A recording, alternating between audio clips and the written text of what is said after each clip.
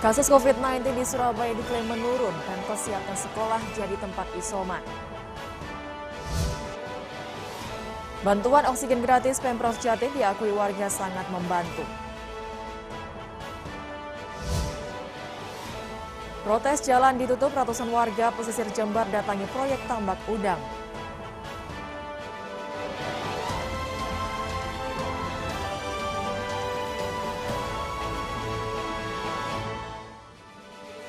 Halo, ya apa kabar dulur? Senang berjumpa kembali dengan Anda di iNews Jatim, Kamis 22 Juli 2021 bersama saya Martania Wardoyo. Selain 3 topik tadi masih ada sejumlah informasi menarik lainnya. Pemirsa, inilah iNews Jatim hari ini selengkapnya.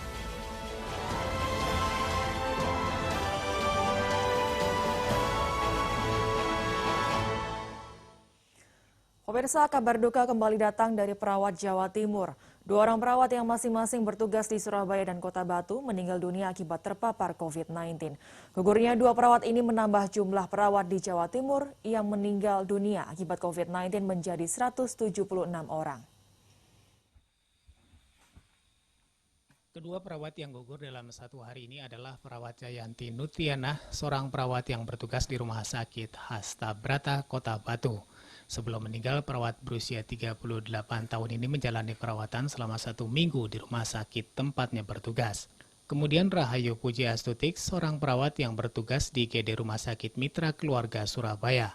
Perawat berusia 44 tahun ini menjalani perawatan di ruang isolasi khusus rumah sakit tempatnya bertugas.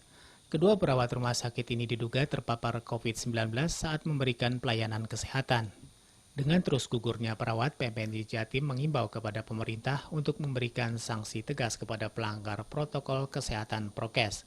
Karena dengan tidak disiplinnya masyarakat akan prokes akan terus menambah jumlah kasus COVID-19 hingga akhirnya membuat perawat kelelahan dan rentan terpapar. Saya mohon terutama kebijakan tentang pengetatan protokol kesehatan, yaitu bagi masyarakat, karena apapun ditambah jumlah perawat, jumlah tempat pun itu juga akan tidak membantu kalau setiap harinya angka konfirmasi positif juga bertambah.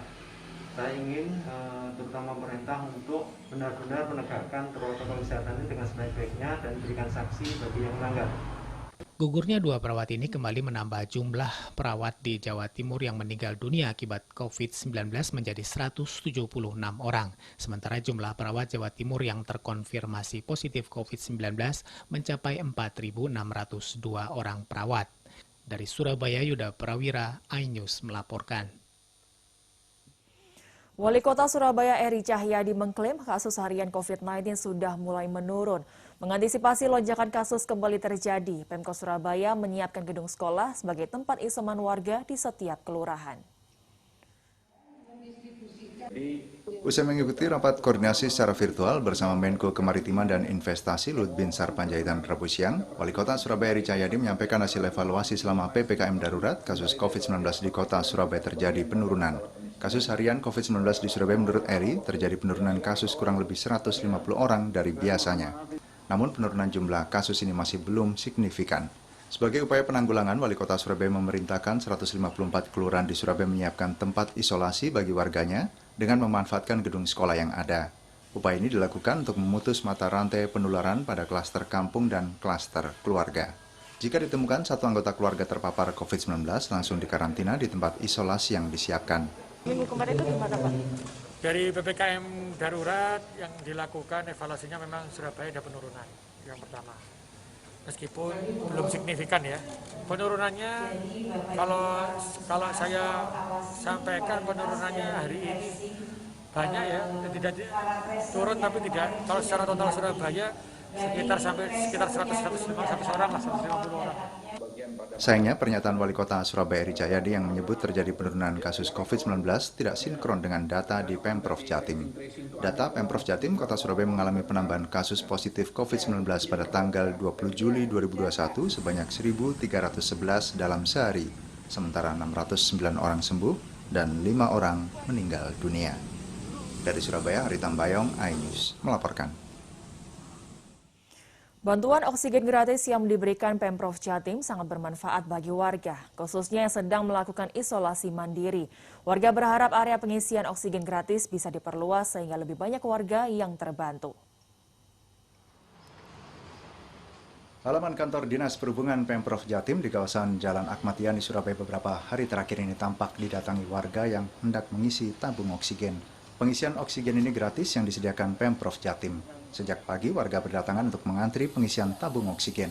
Oksigen gratis ini diperuntukkan bagi warga yang sedang menjalani isolasi mandiri di rumah.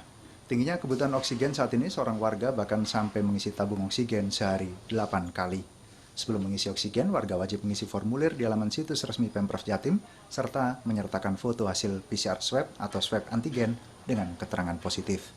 Udah dari hari Minggu, Pak. Saya ngisi di sini karena hari Minggu nyari oksigen susah. Di sini mudah, Pak. Sudah berapa kali ngisi gratis di sini, Pak? Saya ngisi sudah 8 kali, Pak. 8 kali ya? Mudah nggak Mas caranya, Mas? Caranya mudah, tinggal daftar lewat web, nanti dapat barcode, Pak. Ada kesulitan nggak, Mas? Enggak sih, lancar-lancar aja. Lanjut-lanjut aja. Iya. Harapannya apa nih, Mas? Pada pemerintah Jatim ini? Ya kayak gini nih tetap dilanjutkan aja sih. Maksudnya kan juga membantu, soalnya kan di tempat lain kan juga antri panjang dan nggak cepat juga kayak sini. Ini lebih cepat ya? Lebih cepat ya. Layanan pengisian oksigen oleh Pemprov Jatim ini dirasa sangat membantu warga, terlebih diberikan secara gratis. Warga pun berharap terminal pengisian oksigen bisa diperluas sehingga bisa menjangkau warga yang rumahnya jauh. Dari Surabaya, Rahmat Ilyasan, iNews melaporkan. Alumni mahasiswa dan Sivitas Akademika Institut Teknologi 10 November ITS Surabaya mendonasikan oksigen konsentrator dan puluhan paket obat serta vitamin bagi pasien COVID-19. Bantuan oksigen dan obat ini sengaja dipercepat karena banyak warga terpapar COVID-19 yang membutuhkan, terlebih saat ini stok tabung oksigen langka di Surabaya. 6 unit oksigen konsentrator dan puluhan paket obat serta vitamin diserahkan dan diterima langsung oleh pimpinan ITS serta Satgas COVID-19 ITS di halaman gedung Rektorat ITS Surabaya. Bantuan alat oksigen konsentrator yang didonasikan perwakilan alumni mahasiswa dan Sivitas kampus ITS tergabung dalam Yayasan Manarul Ilmi YMI ITS Surabaya ini diharapkan bisa membantu kelangkaan oksigen di pasaran. Oksigen konsentrator bisa mengonversi udara secara langsung menjadi oksigen medis dengan saturasi di atas 93%. Dengan kata lain, pasien yang menggunakan alat ini tidak perlu melakukan isi ulang oksigen.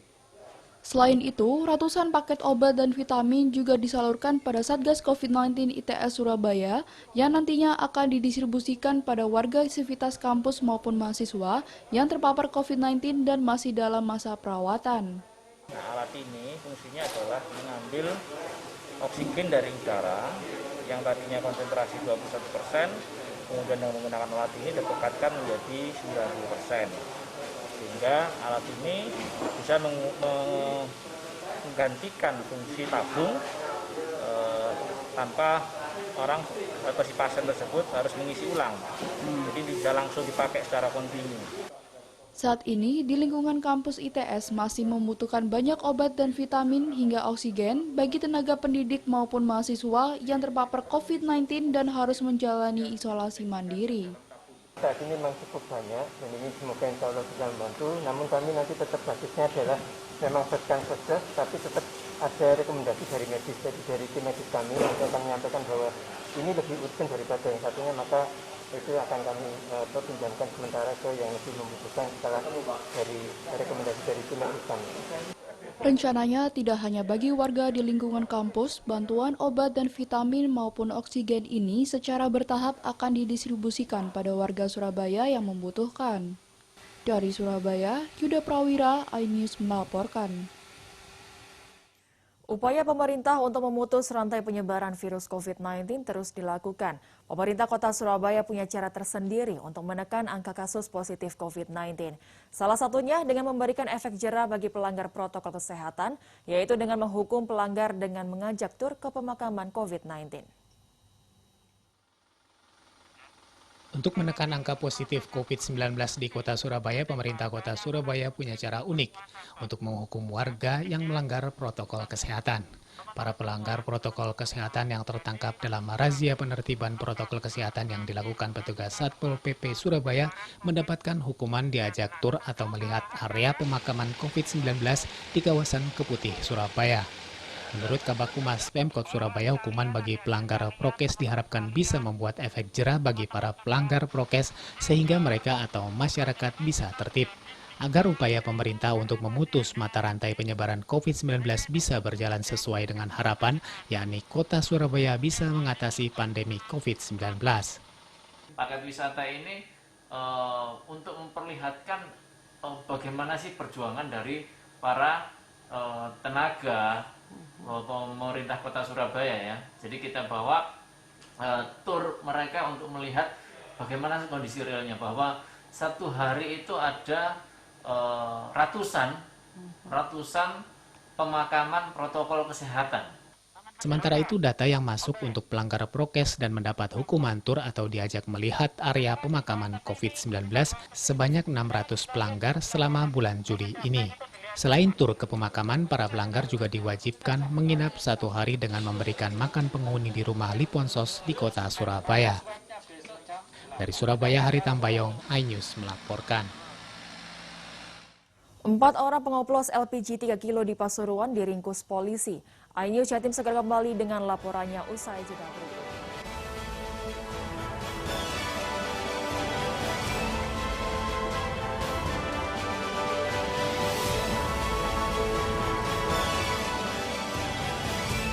Pengumuman tim seleksi pemilihan calon anggota Komisi Penyiaran Indonesia Daerah KPI di Provinsi Jawa Timur periode 2021-2024.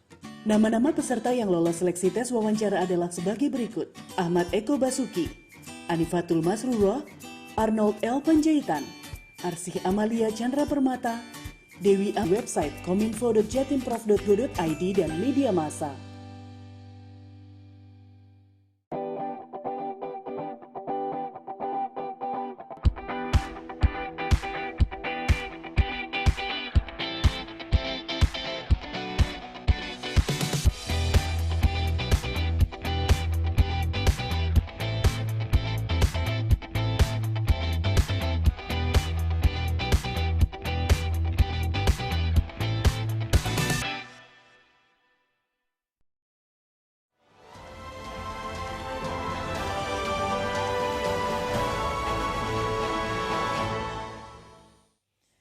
Pemirsa, tak setuju jalan menuju Laut Selatan ditutup oleh proyek pembangunan tambak udang. Ratusan warga pesisir selatan Jember meluruk lokasi pembangunan. Terjadi aksi dorong dan adu mulut dengan pemilik tanah tambang, yakni seorang kepala desa. Aksi saling dorong dan adu mulut terjadi antara warga desa Kepanjen, Kecamatan Gumukmas, Jember di area pembangunan tambak udang Paname di desa setempat. Warga menuntut agar jalan menuju Laut Selatan itu dibuka, lantaran menjadi akses warga dan nelayan mencari ikan di laut. Sementara dengan adanya proyek tambak udang, jalan sepanjang 100 meter dan lebar 3 meter itu ditutup, sehingga warga kesulitan pergi mencari nafkah di laut. Karena geram, warga akhirnya mendatangi lokasi tambak dan langsung ditemui Kepala Desa Kepanjen Saiful Mahmud yang menurut warga merupakan pemilik asli tanah yang dibangun tambak udang itu, namun pengelolaannya dilakukan oleh orang Banyuwangi. Mediasi tak membuahkan hasil karena Kepala Desa menyatakan akan berkoordinasi dengan pemilik tambak terkait tuntutan masyarakat itu. Permintaan warga sebetulnya sih simpel aja sebetulnya, karena ini jalan yang sudah sejak lama, jadi turun-temurun sejak nenek moyangnya beliau-beliau. Ini sudah ada jalan ini, kemudian diperbaiki dengan secara swadaya dan dikembalikan, jangan sampai ditutup seperti ini. Karena kalau misalkan dipindah sebelah sana itu terlalu jauh, masyarakat harus muter juga gitu loh. Warga berjanji akan melakukan aksi kembali jika pemilik tambak tidak mengindahkan tuntutan warga. Dari Jember, Bambang Sugiarto, iNews melaporkan. Seorang pemilik warung kopi di Jember ditemukan meninggal dunia di kursi warung. Korban diduga meninggal akibat komplikasi penyakit yang kemudian kambuh. Petugas yang melakukan otopsi luar tidak menemukan adanya tanda-tanda kekerasan di tubuh korban. Jenazah Uun Arianto, 51 tahun, pemilik sebuah warung kopi di Desa Kencong, Kecamatan Kencong, Jember, ditemukan pertama kali oleh seorang pengunjung warung kopi. Pengunjung curiga karena saat memanggil korban tidak merespon hingga akhirnya warga tersebut meminta bantuan warga sekitar. Saat didekati ternyata korban sudah tidak bernyawa. Temuan ini langsung dilaporkan ke Polsek Kencong untuk ditindaklanjuti. Nah, tadi bahwasanya ada laporan dari masyarakat ke Polsek Kencong. Jadi ada seseorang yang telah ditemukan meninggal dunia di belakang rumah. Saat ditemukan kami ke TKP bersama dengan unit reskrim dan juga Kanitimas Polsek Kencong dalam kondisi sudah meninggal dunia, dan kami juga koordinasi dengan pihak Puskesmas Kencong untuk melakukan cek awal atau otopsi luar.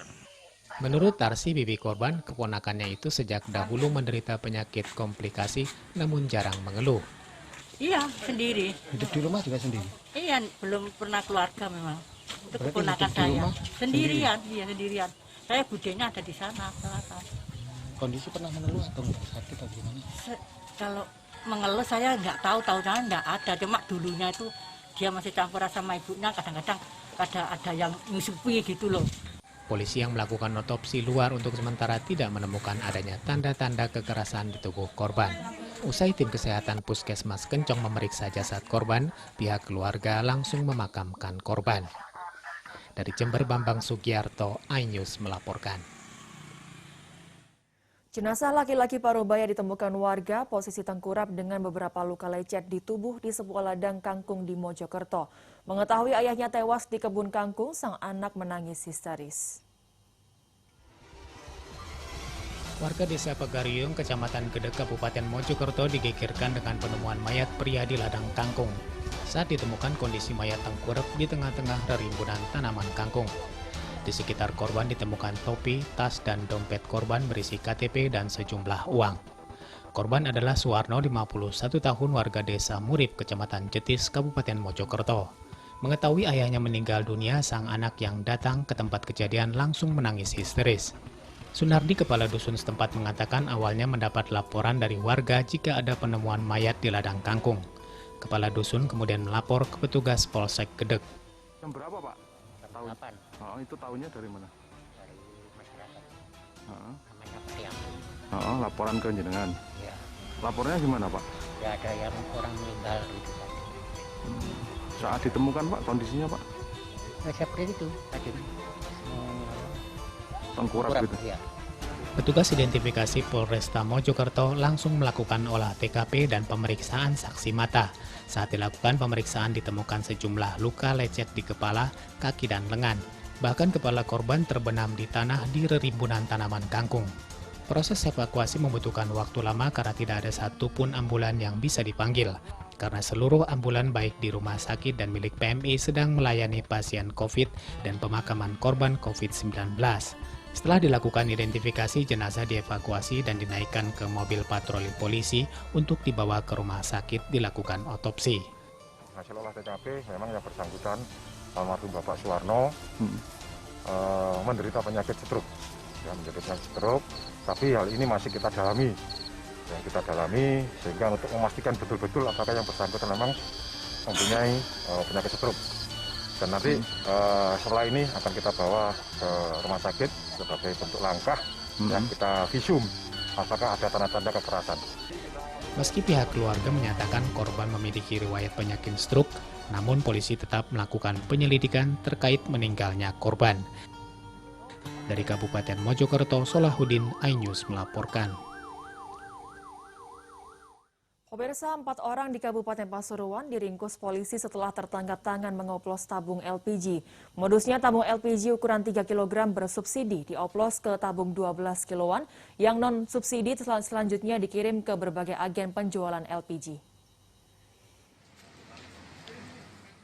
4 tersangka masing-masing berinisial NK warga Sukorejo, DY warga desa Dayurjo, Kecamatan Prigen, MS warga desa Sengonagung, Kecamatan Purwosari, semuanya ikut wilayah Kabupaten Pasuruan, dan MF warga desa Kedung Pandan Jabon, Sidoarjo, kini menjalani pemeriksaan oleh petugas Satreskrim Polres Pasuruan.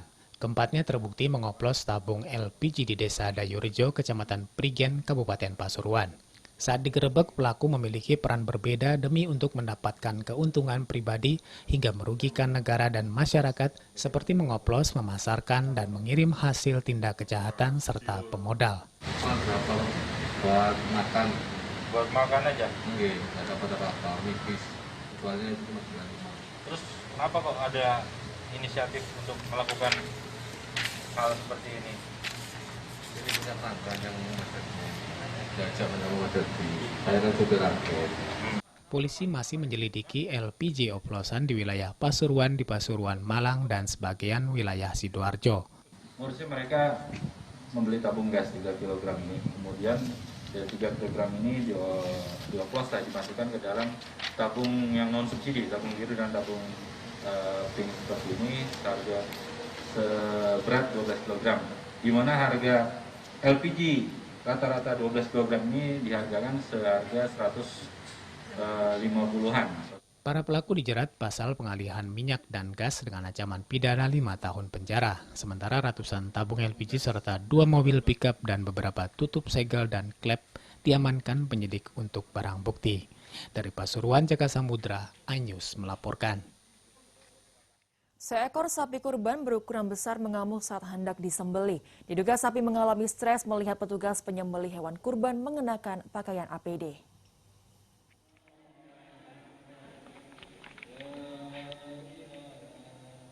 Seekor sapi berukuran besar mengamuk saat hendak dibawa ke tempat penyembelihan hewan kurban di Kompleks Masjid Al-Akbar, Surabaya, hari Rabu. Diduga sapi mengalami stres melihat panitia penyembelihan kurban yang mengenakan APD lengkap. Panitia harus memutar otak untuk menenangkan sapi. Selang beberapa jam kemudian, sapi bisa ditenangkan dan disembelih. Idul Adha kali ini Masjid Al-Akbar Surabaya memotong 20 ekor sapi dan 35 ekor kambing. Jumlah hewan kurban tahun ini lebih banyak dibanding peringatan Idul Adha tahun lalu. Sesuai surat edaran Gubernur Jawa Timur Kofifa Indar Parawansa tentang pelaksanaan sholat Idul Adha dan kurban tahun 1442 Hijriah, pelaksanaan penyembelihan hewan kurban juga menerapkan protokol kesehatan dengan melakukan swab antigen ke panitia dan petugas sebelum penyembelihan. Alhamdulillah semua petugas tadi pagi sudah di swab antigen mulai jam 6 pagi, baik pemotong, kemudian pencacah maupun yang lain. Tadi penyembelihan kurban sapi Pak Presiden kami hitung itu membutuhkan waktu 15 detik. Kemudian kalau yang punya gubernur 9 detik. Ini jauh lebih cepat ketimbang tahun kemarin. Berarti timnya sudah lebih pengalaman lagi dan lebih sigap untuk prepare di awalnya. Seluruh daging kurban ini rencananya akan dibagikan ke warga sekitar Masjid Al-Akbar yang membutuhkan. Tidak hanya itu, daging hewan kurban juga dibagikan ke para petugas pemakaman korban COVID-19 di Keputih dan para penjaga makam di kawasan Gayung Sari serta Jambangan. Dari kota Surabaya, Rahmat Ilyasan, iNews melaporkan. Petugas Dinas Peternakan Kabupaten Situbondo menemukan organ sapi kurban yang tak layak konsumsi. Hati sapi bercacing dan rusak langsung disita dan dibuang agar tidak dikonsumsi manusia. Di masa pandemi COVID-19, penyembelihan hewan kurban di Situbondo difokuskan di Rumah Pemotongan Hewan atau RPH. Tim kesehatan hewan dikerahkan untuk memantau kualitas daging kurban. Satu persatu organ hewan kurban diperiksa. Dari hasil pemantauan kepada 13 hewan kurban yang dipotong di RPH Situbondo, ada 2 organ hati dari hewan berkaki 4 itu rusak. Seperti ditemukannya cacing pita di organ hati sapi. Petugas langsung mengambil langkah tegas karena organ hati sapi tidak baik jika dikonsumsi manusia. Hati rusak itu diamankan agar tidak dibagikan kepada penerima karena khawatir akan membahayakan kesehatan. Ada 2 hati yang rusak, jadi kita sudah lakukan untuk afkir supaya tidak dikonsumsi masyarakat. Jadi ada temuan cacing hati tadi di 2 ekor sapi. Kita sudah langsung sita, kemudian kita afkir. Itu kan membahayakan ya konsumen supaya tidak bermasalah di kesehatan manusianya. Rusaknya hati pada hewan ternak dikarenakan pemilik hewan jarang memberikan obat cacing pada hewan peliharaannya, sehingga terjadi gumpalan cacing pada hati. Jika dikonsumsi dapat menyebabkan masalah pada pencernaan manusia. Puluhan petugas dari Dinas Peternakan Situbondo selama 2 hari ke depan akan melakukan pemantauan kegiatan penyembelihan hewan kurban di seluruh kecamatan dan desa di Situbondo. Upaya ini untuk menghindarkan penyakit yang ditularkan dari hewan kurban tersebut. Dari Situbondo, Rizky Amirul Ahmad, iNews melaporkan. Dipercaya bisa mencegah COVID-19, ratusan warga di Bojonegoro ramai-ramai borong degan ijo. Simak lengkap laporannya di iNews Jatim usai jeda berikut.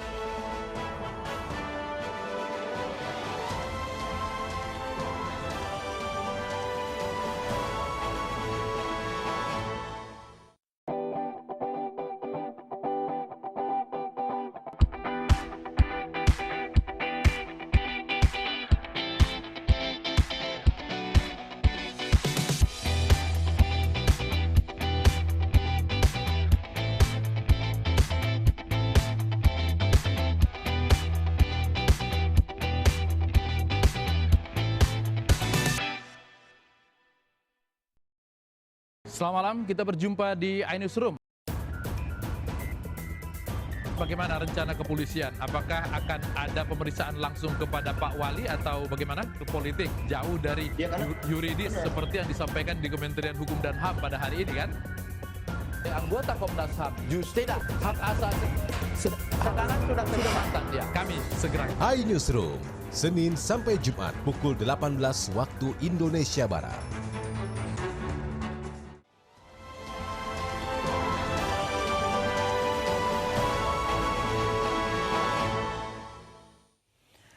Pemirsa, lonjakan kasus positif COVID-19 di Kota Madiun memaksa emergency medical train atau kereta api medis darurat yang di awal pengoperasiannya hanya merawat belasan pasien, kini harus merawat ratusan pasien.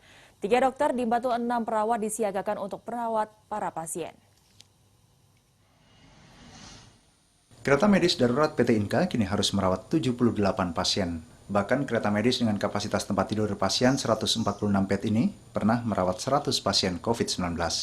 Padahal di awal pengoperasiannya, bulan Februari lalu, kereta ini hanya merawat belasan pasien.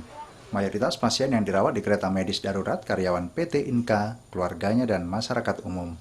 Lokasi penempatan kereta medis ini di sisi selatan PT Inka dan disekat serta penjagaan ketat. PT Inka menjamin tingkat keamanan kereta medis darurat karena sudah mendapat asesmen dari Satgas Covid Jawa Timur maupun Kota Madiun. Manajer CSR PT Inka, Bambang Ramadirto menuturkan, pengoperasian kereta medis darurat kini full oleh PT Inka. Sejak April, pemerintah Kota Madiun telah menarik seluruh tenaga kesehatan untuk konsentrasi di rumah sakit milik pemerintah Kota Madiun. Meski demikian, PT Inka mengaku tidak ada kendala, walau hanya dengan 6 perawat dan 3 dokter, mayoritas pasien sembuh karena rata-rata hanya berstatus orang tanpa gejala. Kapasitas bisa sampai 146. Tetapi hari ini? Hari ini hanya 76. Turun, tapi kemarin pernah mencapai 100 sekian. Hari ini? Hari ini hanya 78. Pak, prosentase kesembuhan pasien yang dirawat di MT seperti apa, Pak?